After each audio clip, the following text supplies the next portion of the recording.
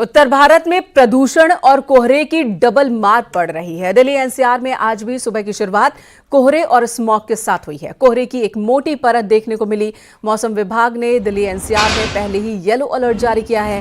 गाजियाबाद और आगरा में भी कोहरा और स्मॉग छाया हुआ है, जिसकी वजह से विजिबिलिटी कम रही। कोहरे का असर दिल्ली एनसीआर, उत्तर प्रदेश, पंजाब, हरियाणा हर तरफ देखने को मिल रहा है। दिल्ली एनसीआर में AQI अब भी गंभीर श्रेणी में बना हुआ है।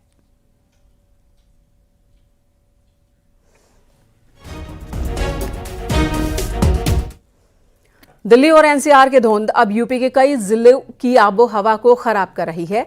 अब आगरा की हवा भी खराब हो चुकी है।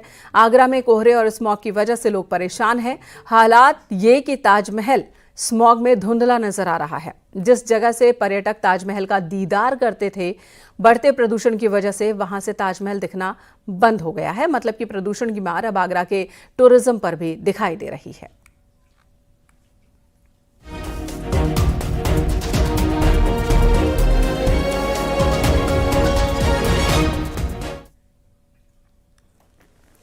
दिल्ली एनसीआर की हवा लगातार जहरीली हो रही है। दिल्ली एनसीआर का एयर क्वालिटी इंडेक्स 400 के पार बना हुआ है। आज सुबह एयर क्वालिटी इंडेक्स की बात की जाए 428 दर्ज किया गया। जैसे जैसे सर्दी बढ़ रही है, उसी रफ्तार से प्रदूषण का स्तर भी बढ़ रहा है। हालात इतने खराब हो गए हैं कि राष्ट्रीय राजधानी में ग्रैब 3 लागू करना पड़ा। प्रदूषण की वजह से लोगों को सांस लेने में दिक्कत हो रही है। आंखों में जलन की भी शिकायत है। लेवल तक वो पहुंच पाएगा ये कहा नहीं जा सकता कि हाँ वो कारागार कितना सिद्ध होगा। अभी मैंने व्हाट्सएप में एक मैसेज देखा था, कुछ किसी ने होता है ना कि हाँ रील्स कोई भेजता है, कोई मैसेज भेजते हैं। उस मैसेज में देखा था कि पराली हमारे क्षेत्र में, मतलब हमारे जो नियर अब जो हमारे जो स्टेट्स हैं, पंजाब हो गया, हरियाणा हो गया, यहाँ पर जो पराली जलाई जाती है वहाँ से पाकिस्तान का बॉर्डर बहुत नजदीक है। वो 80-90 किलोमीटर 100 किलोमीटर वहाँ नहीं जा रही, बट वहाँ से यहाँ 300 किलोमीटर तक आ जाती है। तो पराली कहते हैं हम कि हाँ जी पराली वहां जल रहा है, वो उसका बहाना है। नहीं, ये बहाना नहीं है। वो तो जल रहा है, जहां जल रहा है वहां जल रहा है, उसका धुआं वहां उठ रहा है। अगर वो वहां 100 किलोमीटर पाकिस्तान की तरफ नहीं जा पा रहा है तो क्या ये इतना देशभक्त है हमारा पराली वाला जो प्रदूषण या जो धुआं है जो हमारे इंडिया में आके और इधर दिल्ली जैसे क्षेत्रों में जाके उसको प्रदूषित कर रहा है? नहीं, सिर्फ पराली ही उसके लिए जिम्मेदार नहीं है, और भी ढेर सारी चीजें हैं।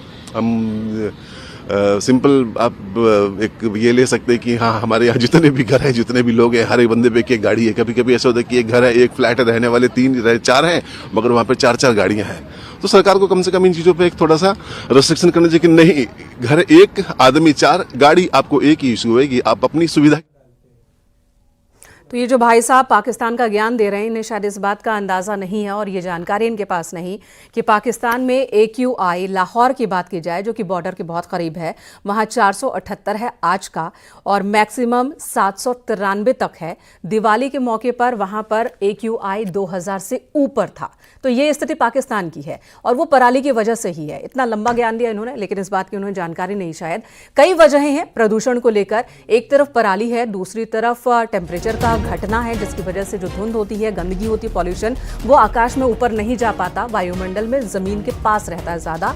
और दूसरी जो बड़ी वजह है वो है गाड़ियों की आवाजाही और तमाम तरह के कंस्ट्रक्शन की वजह से भी पॉल्यूशन इतना बढ़ जाता है कि धुंध की स्थिति बन जाती है और स्मॉग बन जाता है। तो कई सारी वजहें हैं और फिलहाल जब स्थिति बहुत गंभीर हो गई है तो अलग अलग जगहों पर ये इंतजाम किए जा रहे हैं कि कंट्रोल किया जा सके पॉल्यूशन को। आगरा से कामिर कुरैशी हमारे सहयोगी इस वक्त हमारे साथ मौजूद हैं। कामिर, वहां पर पॉल्यूशन की क्या स्थिति है? AQI किस स्तर पर है? क्योंकि अभी फॉग स्मॉग में तब्दील हो जाता है। जब फॉग में पॉल्यूशन मिल जाए तो, धूल के कण मिल जाए तो, 2.5 PM मिल जाए तो क्या है आगरा की स्थिति? हम देख रहे हैं कि जो ताजमहल के पीछे का बगीचा है जहां से ताजमहल साफ साफ दिखता है, लेकिन आज नहीं दिख रहा। बिल्कुल, देखिए सर्दियों की शुरुआत होने के साथ ही पॉल्यूशन और कोहरा दोनों को डबल अटैक की मार पर्यटकों पर पड़ रही है। जो ताजमहल के सेंट्रल टैंक हो, मेहताब बाग हो, ADA का व्यू पॉइंट हो या फिर दशहरा घाट हो, जहां से पर्यटक ताजमहल का दीदार करते थे, लेकिन बढ़ते पॉल्यूशन की वजह से, कोहरे की वजह से पर्यटक दीदार नहीं कर पाए। ताजमहल पर धुंध की चादर छाई रही और ताजमहल साफ तरीके से नहीं दिखा। अगर एयर क्वालिटी इंडेक्स की बात करें तो शनिवार को आगरा का एयर क्वालिटी इंडेक्स था वो लगभग 137 से 138 तक पहुंच गया था। लेकिन आगरा के कुछ एरिया ऐसे भी थे जहां पर ये एयर क्वालिटी इंडेक्स बढ़ा हुआ था। जिससे कि साफ कह सकते हैं कि लगातार जिस तरीके से प्रदूषण बढ़ रहा है, जिस तरीके से कोहरा सर्दियों की शुरुआत के साथ देखने को मिल रहा है, उसके बाद से लगातार जो पर्यटक है, जो आगरा की जनता है, डबल अटैक की मार उन पर पड़ रही है। विजिबिलिटी काफी कम है। सुबह के समय पर लगातार लोगों को काफी परेशानी का सामना करना पड़ रहा है। लेकिन जिस कामिल, तरीके से लगातार दिल्ली प्रशासन एनसीआर का के क्या बाद अब कहना है? यूपी अभी स्थिति कैसी है? क्या पानी का छिड़काव और दूसरे तरह के इंतजामों की शुरुआत की गई है या अभी हालात वैसे बने नहीं हैं? नहीं, बिल्कुल देखिए, प्रशासन के द्वारा सारे बंदोबस्त इंतजाम किए गए हैं और लगातार जो प्रशासन के अधिकारी हैं वो मॉनिटरिंग कर रहे हैं। इसके अलावा जो संबंधित अधिकारी हैं उनको आदेश दिए गए हैं कि जगह जगह जाकर नगर निगम की गाड़ियां छिड़काव करें और वो देखने को भी मिल रहा है। इसके अलावा जो एयर क्वालिटी इंडेक्स है उसकी मॉनिटरिंग समय समय पर जिलाधिकारी आगरा अरविंद मलप्पा बंगारी है वो ले रहे हैं। तो साथ ही साथ कह सकते हैं प्रशासन ने भी अपनी कमर कस ली है, क्योंकि अंदेशा यही है कि जैसे जैसे समय और बढ़ता जाएगा, सर्दी और नजदीक आती जाएगी, उसके बाद से कोहरा तो पड़ेगा ही पड़ेगा, लेकिन प्रदूषण जिस तरीके से बढ़ रहा है, उम्मीद यही जताई जा रही है कि आगे और प्रदूषण बढ़ सकता है। यही वजह है, उसको लेकर अब प्रशासन ने कमर कसी हुई है। तो प्रशासन ने कमर कस ली है आगरा में। निखिल हमारे साथ मेरठ से जुड़ चुके हैं। निखिल, ये हर साल की ही बात है, सर्दी तो बेवजह बदनाम है, कई और कारण है स्मॉग की, और उन कारणों पर पहले से काम नहीं किया जाता, इंतजार किया जाता है कि स्थिति जब बहुत ज्यादा गंभीर हो जाए तब हम कदम उठाएं। इस बार भी वही हो रहा है। 400 के पार जब पहुंच गया AQI के इलाकों में, तब वहां पर प्रशासन एक्टिव हो रहा, मीटिंग्स कर रहा है। मेरठ की क्या स्थिति है? बिल्कुल मेनका, आपने बिल्कुल सही कहा कि सर्दी बेवजह बदनाम हो रही है, लेकिन जागते तब है जब हालात बेकाबू हो जाते हैं। कुछ यही हाल कमोबेश पश्चिम उत्तर प्रदेश का है। हम इस समय मेरठ में खड़े हैं और मेरठ में जो मौसम है वो थोड़ा थोड़ा सर्द हो चुका है, लेकिन जो हवा है उसमें एक लेयर बिल्कुल सफेद चादर से दिखती है। वो कोहरा नहीं है, वो स्मॉग है और इससे सांस लेने में दिक्कत हो रही है।